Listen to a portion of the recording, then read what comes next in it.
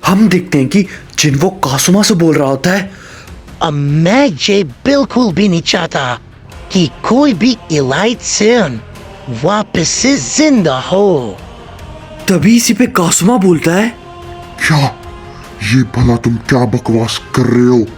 क्या तुम वाकई में यही चाहते हो कि कोई भी इलाइट सेयन वापस ना आ सके?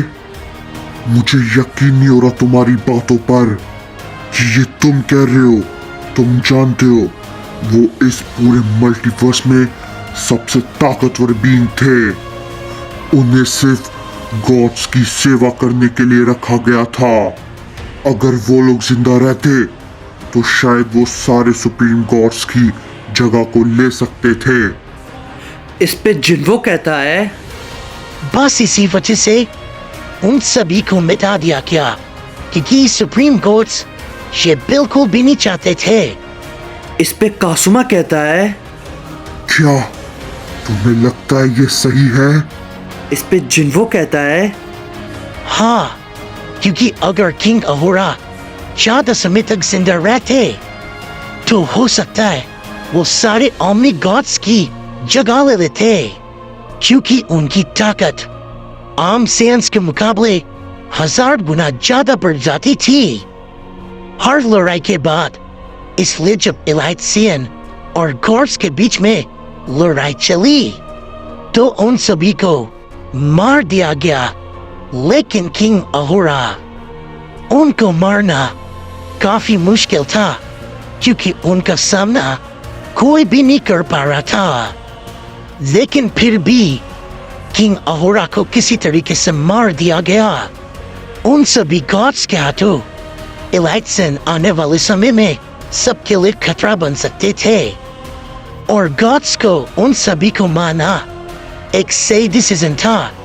इस पे कासुमा बोलता है, अच्छा, तो तुम ऐसा सोचते हो?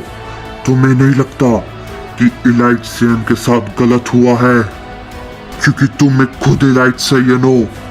इस पे जिन्वो कहता है, इसलिए तो मैं भी मारा गया था, लेकिन उसके बाद लॉर्ड अकुमा ने मुझे ड्रैगन बॉल की मदद से जिंदा किया। इस पे कासुमा कहता है, नहीं, तुम झूठ कह रहे हो क्योंकि कोई भी इलाइट सेयन ड्रैगन बॉल की मदद से जिंदा नहीं हो सकता। आखिर तुमने ये कैसे किया? तुम्हारा जिंदा होना नामुमकिन है। इस पे जिन्वो कहता है, मैं इससे ज्यादा और कुछ नहीं जानता।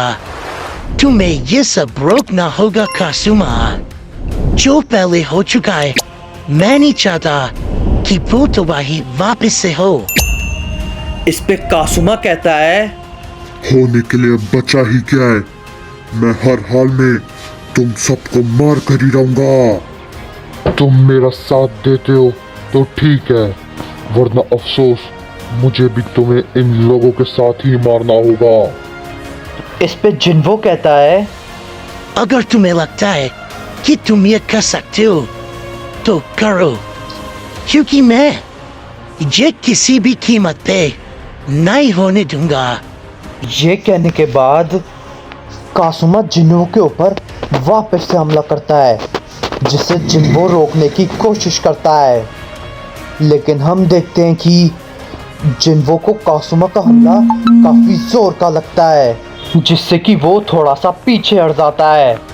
कासुमा वापस से जिन्वो के ऊपर हमला करने की कोशिश करता है, लेकिन हम देखते हैं कि जिन्वो कासुमा के हमले को सामने से रोकता है और उससे कहता है, मैंने कहा ना, मेरे को वो करने पे मजबूर मत करो जो कि मैं नहीं करना चाहता।